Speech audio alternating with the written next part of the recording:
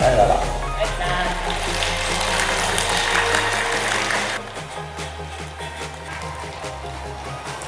Та бүхэн бас Монголын ирээдүйг зурах хүмүүс. Тэгэхээр би та бүхэнд маш их хүсэлтэй, маш гоё юм